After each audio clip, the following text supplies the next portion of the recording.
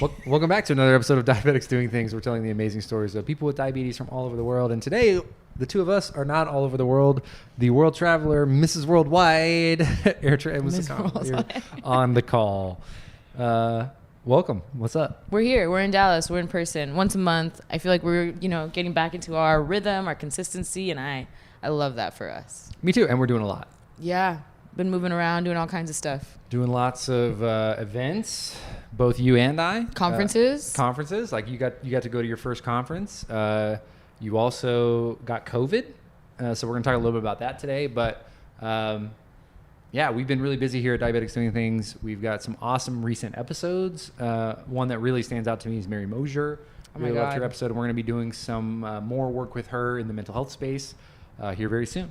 Mary's incredible. Her episode, I learned a lot that day. I feel like I came in like a bad...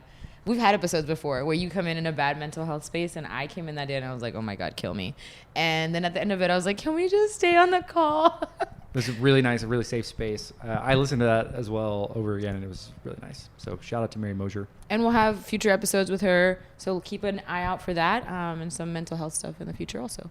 Also upcoming on the pod, Q Delara, who is the president of Medtronic Diabetes. She's the new leader of the diabetes division at Medtronic. She's going to be joining us. That'll be happening in July. So very excited to share that with you guys as well. So much exciting stuff. I feel like we're always doing things, always on the move. I want to talk about these conferences. I went to ADA, but you went somewhere also. Yeah, I did. I went to Endo 2022. Do you know what Endo stands for? It does have an acronym, but I don't know what. I'll put it in the show. Producer job. I'll put it in the show notes. So yeah, Endo is both of the events are geared towards HCPs primarily, and obviously for part of their jobs they have to do continuing education credits, and Endo was a certified event where that could happen. So it was a lot smaller than ADA, but I haven't been to ADA in a few years, and this was the first like in person since COVID. It's back. So what was that like for you? So first of all, ADA was huge. It was their 82nd scientific session. So that's what it's called, the scientific sessions. Right. And first of all, there's so many patients there. Like a lot of people that I met on the internet and now I know in real life. Hello, friends. And that was really cool. But also it was an overwhelming amount of information that we were covering. And that I think everybody...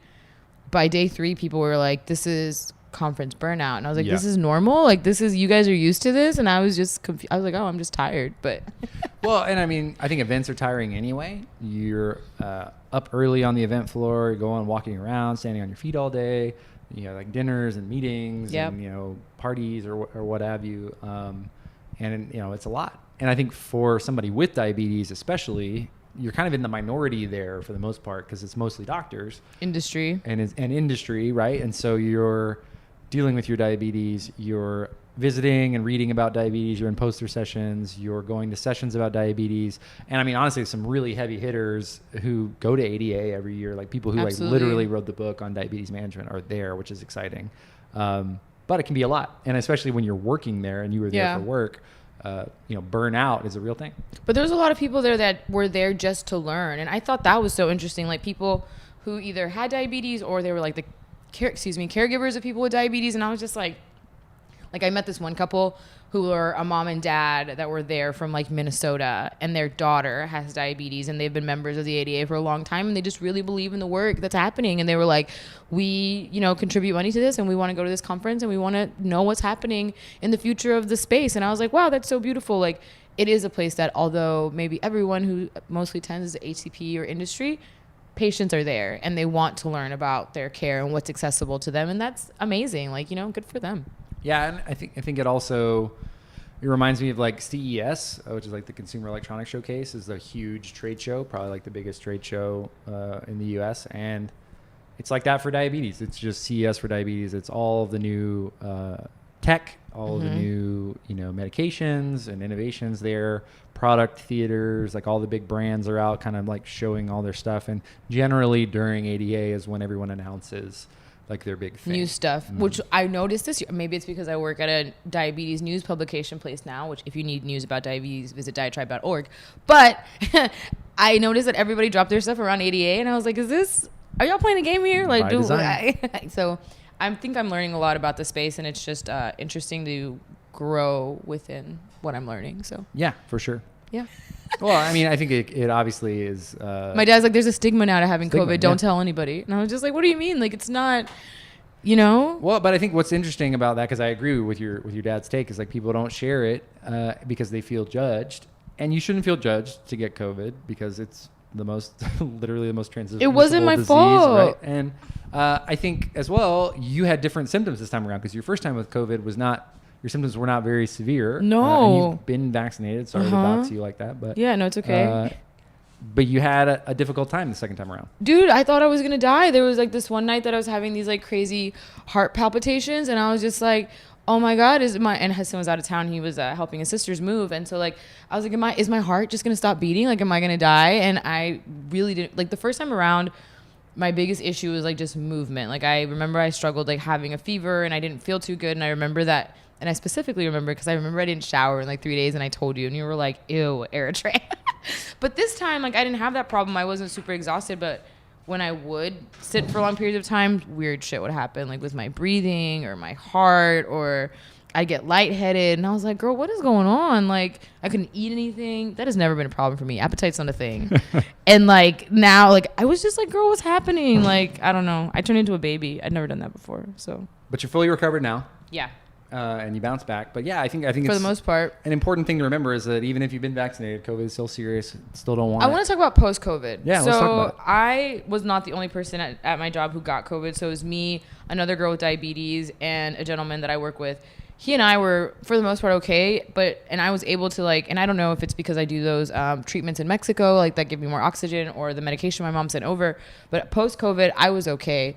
And my coworker who has type 1 is not. Like she is still really not feeling well and is really under the weather. So the reason I bring that up is it's really important for all of us to be mindful that all of us recover from COVID differently, and to be really understanding of people who maybe 2 weeks after COVID still feel bad. Like I don't think that we should expect people to be like, oh, it's the flu. It's the same for everyone. It's not. So if you're someone like me who got COVID and maybe you're still struggling, like take it easy on yourself, be gentle with yourself. Like COVID is still really serious. Like, yeah. And I mean, it's interesting. Like over 2 years ago, we had our first guest on the podcast who contracted COVID-19 and he was very asymptomatic, didn't really have a ton of problems.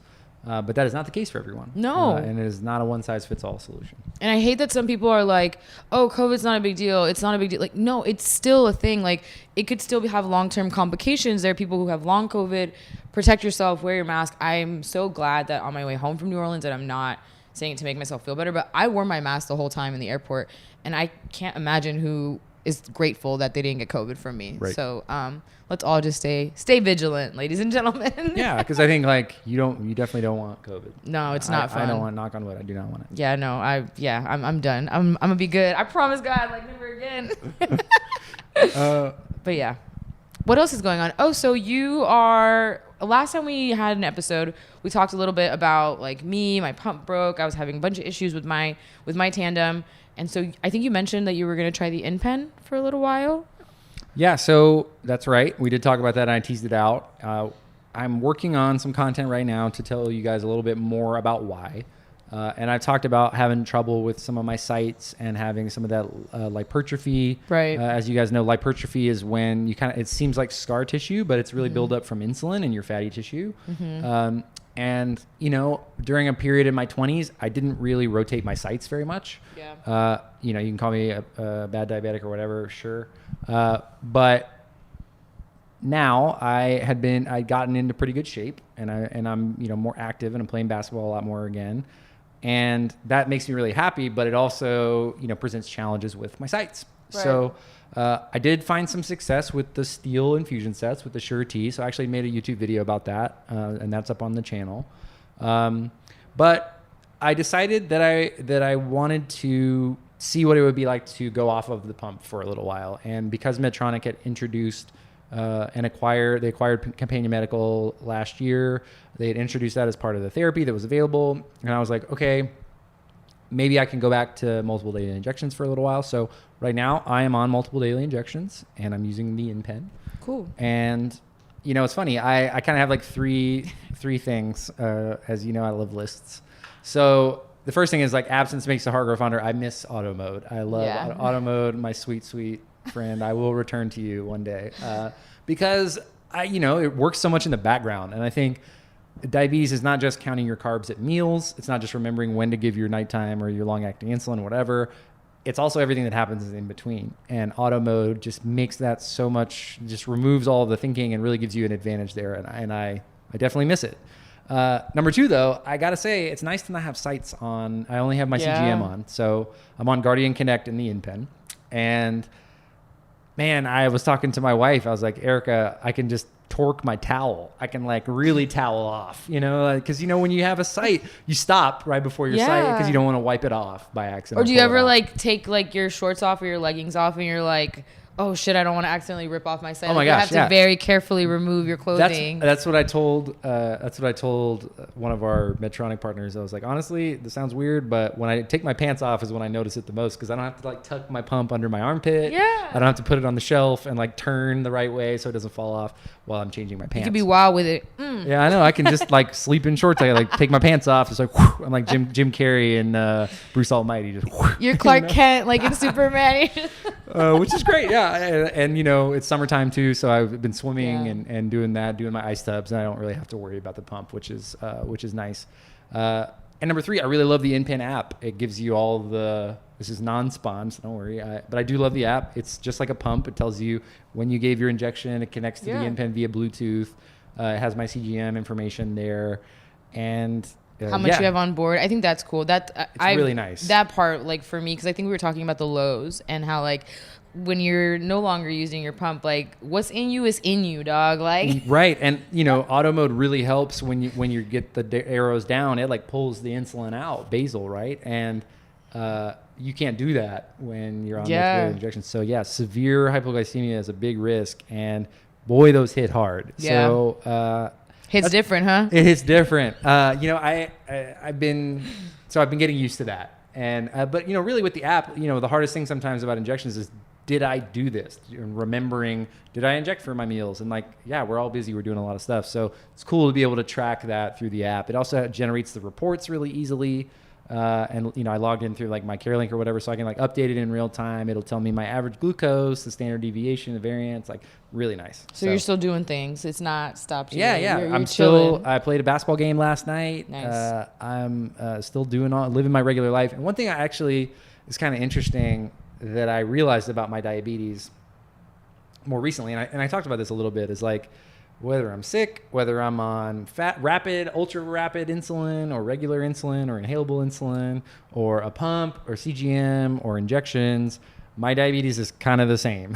So it's just, my carb counts are relatively the same. And I admit this is a great privilege. You're a perfect specimen. You're so annoying. I am annoying. And I think that's something that I always have to remember when we talk about diabetes is like, just because we in the very peak of knowledge about the diabetes community, just because we think it's old news or it's too simple, somebody out there may be hearing it for the first time. For sure. So I don't know. I've had a nice break now, on kind of detachment a little bit of detachment issues. Maybe that's a good like subset of detachment issues. Yeah, I guess so. But I'm again, absence makes the heart grow fonder. The severe lows hit different. The InPen app is great. And I'm just looking forward to continuing to be able to towel off a little more aggressively. Not towel off aggressively. Well, I'm glad that you're doing well. And I guess that kind of tees up my favorite part of these in-person episodes, which is the mailbag. Mailbag. Yeah. Should we have like a little jingle? We gotta have a song. We're going to get a jingle or something. Done. But one of the questions that we asked was, how many hours a week do you spend on your diabetes? So that's something that we asked, like the general diabetes space. But now that you are, MDIing it, how many hours do you think you spent this week thinking about your diabetes? I don't know. I have no idea. You don't know? Not a lot. I feel like it's intermittent, It's hard to say. I don't find myself compulsively checking my numbers. Okay. I also, it's been, because I'm off auto mode and off the pump, I get less alerts. Alert on high, alert on low. But I don't know. I guess, no, that's not true. Well, it is true, but I guess I do know. I had a tough night. We went on a trip, and we were real active during the day, and I maybe miscalculated some carbs for pizza, and I had probably 100 carbs just to try to correct, and I couldn't get above like 80 milligrams per deciliters. And it was the middle of the night, so I was like waking up every hour, like trying to go, and it was at a hotel. It wasn't really easy to like get snacks because it was late at night, and they didn't have like a vending machine, so I was like mixing up sugar packets from the coffee maker like into like water and chugging it. So. I've done that before with like I've also made like very little like coffee and then like put like a shit ton of sugar packets in there to like melt it, and then you're just like, I'm just gonna have to take it to the dome. Like, what else can I do? That's what I was doing, like shaking it up in the water bottle, like chugging sugar water, and it worked. And so I don't know, probably 3 hours a week average. 3 hours a week average. Okay, I like that. So so there's a bunch of answers, but Michelle Andrea _3, she said the time limit does not exist. Okay. And I really like that because I was just like, I don't know how we can actually measure those nanoseconds of thought. Like even right now while we're having this conversation, I'm like, what's my blood sugar? Like I feel like anytime I'm talking to someone, I'm like, oh, by the way, like what is my sugar? So let me ask you this: like when you ask yourself that, how well do you know when you're in or out of range? Can you just, if somebody just said stop on a dime, like what do you think your blood sugar is? How close do you think? Should we do it right now?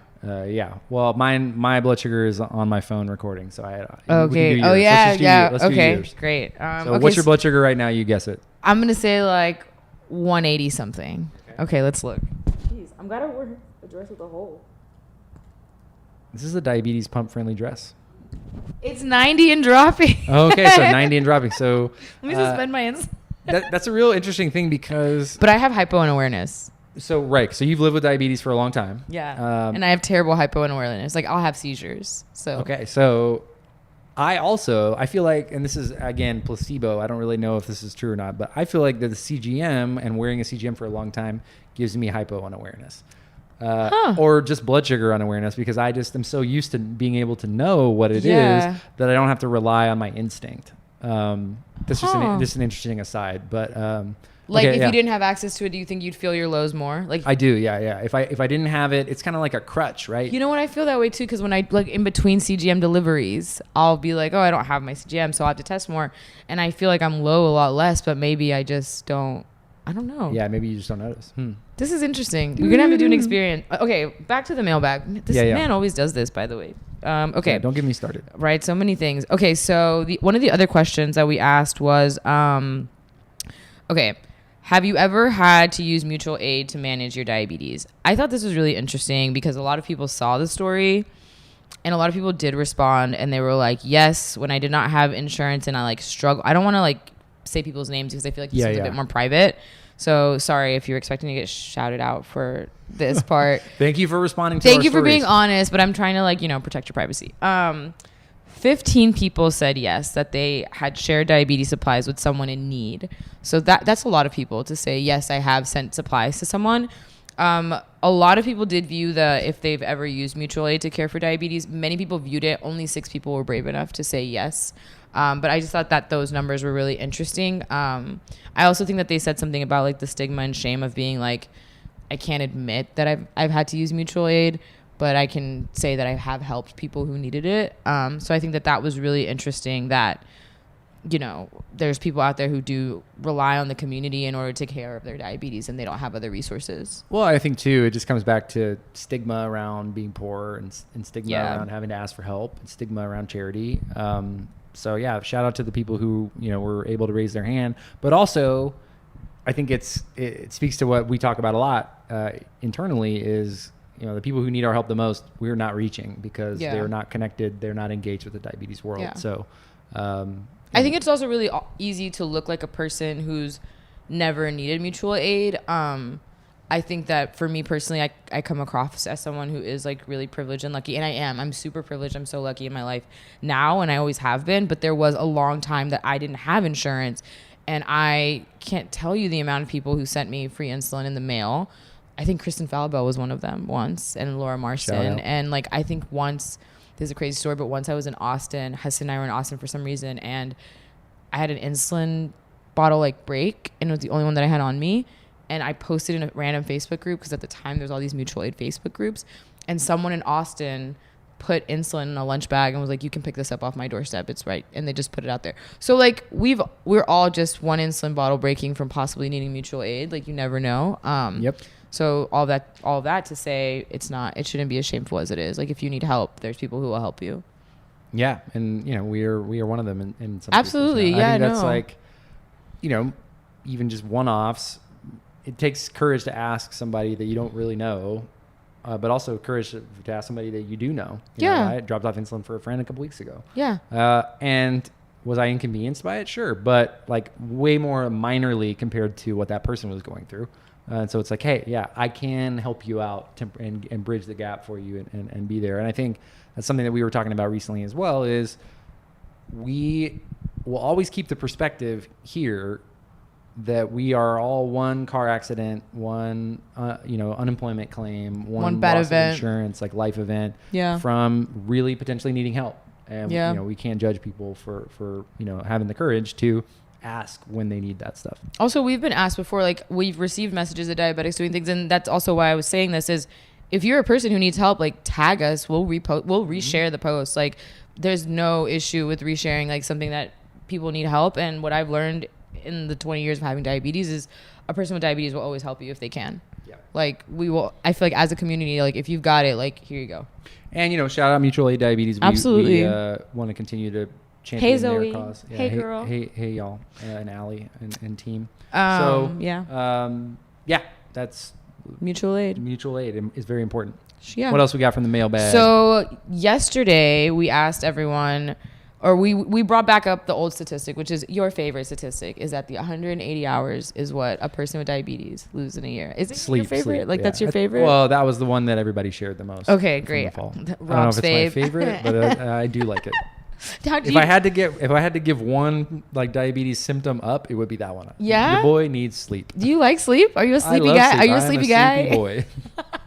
I think you answered this question and you were like a shit ton. Like, yeah, that was my shit ton. Because the question was, how much sleep do you think you've lost in this last week? And I'm gonna say, this is so bad, but I don't lose sleep over diabetes, and I'm gonna tell you why. Because I'm hypo-unaware, so I don't know, trigger. I'll just die. Like, well, I mean, like your pump goes off though, and wakes you up. Sometimes I'm really bad about it. Layla has to wake me up a lot. Like, it's a lot of my dog being like, "You're really sweaty. Are you okay?" Erica wakes me up too. She's like, your alarms are going off again. Ew, make it stop.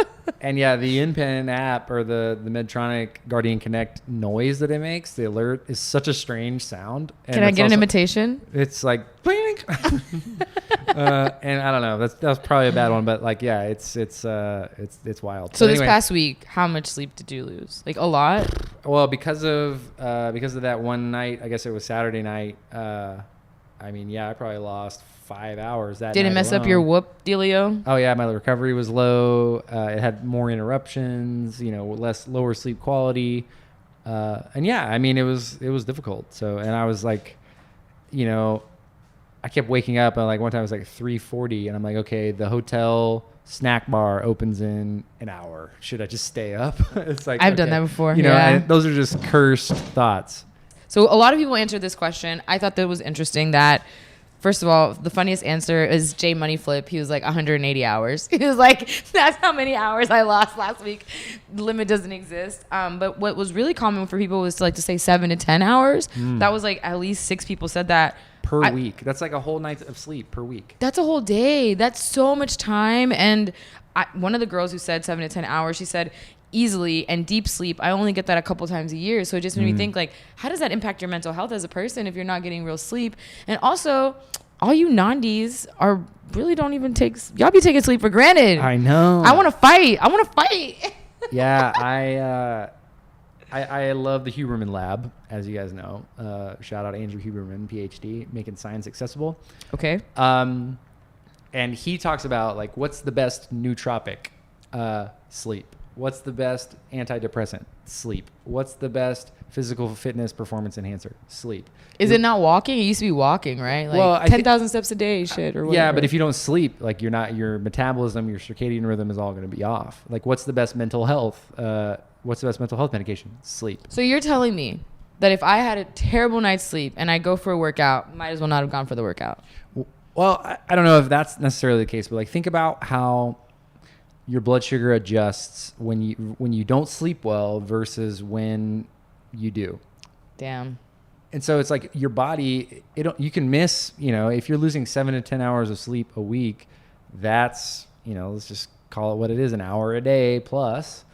So now you're just behind and you're building up a sleep debt. Okay, but I'm mad now, so I'm gonna put you on the hot seat. What time? Okay, perfect specimen, CEO, master of the universe, Robert Howe. What time do you go to bed? Thank you for using my full title. It's not your government name.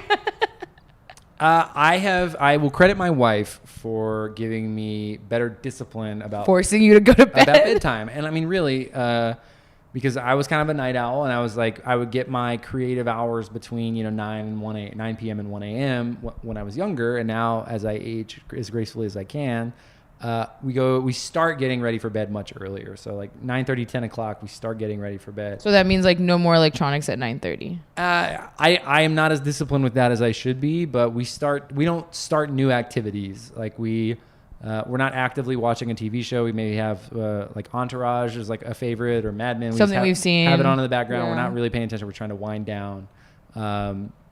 Getting the dogs ready for, letting them out, going back to the room, shutting the lights off, like getting in the bed. And so generally before 11 o'clock every day, I'm asleep. Nice. Every now and then, like if I have a late basketball game, it's hard for me to wind down. Yeah. So I'll stay up. Like last night, I stayed up and did some writing. That makes me want to go to sleep real quick. He's like, I have work. And so I think, and consistent bed and wake up times. You talked about my Whoop. Yeah. That's something that I think has really changed since I started wearing it 2 years ago, because I just wasn't as disciplined with that. And what I've learned is consistent bedtime, consistent wake time, early morning sunlight, and some sort of movement is a great recipe for me to have a good mental health day, a good physical health day, a good diabetes day. And you can have that too. With 7 easy payments of 8 hours of sleep a night. But it's good. And I like that. Maybe it's something I've been talking about a lot with my trainer, is like how much sleep I'm getting as a person, and just like all the chatter that's in your mind, and how to quiet that chatter, especially as a person with diabetes who's always thinking about her blood sugars. So, well, I think too, something I talked to my sister about, because we often felt guilty for, because they tell you 8 hours. I even just said it, 8 hours. Yeah. Some people need less. Some people need more. And you act like, do I like to sleep? Yes. Like when I was a kid, I would sleep in all the time. Well, you're also like growing to the ginormous human that you are. That's part of it too. But LeBron famously in an interview a couple years ago talked about he sleeps like 10 hours a day because he has to recover, and that's part of that recovery. I don't want to make it a long episode, but because we can end it off on sleep. But I read something that said sleep was a scam. Like the way that we sleep is set up to benefit the 9 to 5 business day, and like before humans would sleep, with that whole like 4,000, because it's like you would take naps if you needed to, like you would do what your body needed. But now because we have to work 9 to 5, it's like that's why you're supposed to get 8 hours. So I'm not here to advocate for the 9 to 5 or 40-hour work week, but I will say our bodies are on a circadian rhythm. So like sunlight in the morning is super important. Again, okay. Huberman Lab, if you want to cite the sources, like getting light on your skin and your eyes early in the morning will help you wake up. It like helps create cortisol. For those of us who make cortisol, I know that there's some that live with chronic illnesses that don't make that. Right. And then also low light in the evening. So when the sun's going down, tells your body that it's time to start to wind down. So I think our body is in tune with the earth. So the less time we spend outside, the less time we spend interacting with sunlight, with water, the more out of whack that we can become. Interesting. And so, not to go all Liver King on you guys, but... Not Liver King, that guy. We have to put a picture of him right here. Liver King. So I really do think sleep is so, so important. And for a lot of reasons, people with diabetes don't necessarily get the sleep that they need. And some of them are not diabetes-related things, like technology, like nightlife. One thing I learned from the Whoop as well, like nothing disrupts your sleep quite like alcohol. It really does change the way that your body goes to sleep. So, do yourself a favor, and to what extent you can, try to be consistent with your sleep times and wake times, because as you know, the diabetes is out there to steal that sleep from you. For sure. And that's just going to create a cycle of sleep debt, and it's really difficult. So catch your Z's, listen to Diabetics Doing Things, keep it locked on the gram because we're going to be dropping some content. yeah, really excited about the yeah. stuff that we're working on. By the time we do our next in-person episode, we'll have updates on the North Texas Food Bank collaboration. Yes. Working on providing people with diabetes in North Texas who are food insecure with the resources that they need to thrive and live with diabetes. Or even just get access to a doctor or a clinic to help meet their basic needs. And then also just like finding, I feel like I've been learning so much during this project. Like just, I can't wait for you guys to see this content. Like it's some of the stuff we were talking about today, I'm just like, it's fire. Like, yes. Yeah, I'm excited. Also, I'm going to be doing for our, this will be our 200th episode on the feed. We've done 243. This one, 200? So this will be 200. We've done 243 total. I'm going to do a solo episode kind of outlining what we're doing at Diabetics Doing Things, sort of a manifesto to update you guys on the stuff behind the scenes. We'll talk about the job board. We'll talk about practical information for living with diabetes from the experts and what you can expect for the rest of 2022 and beyond from Diabetics Doing Things. So thank you guys for your submissions to the mailbag. Shout out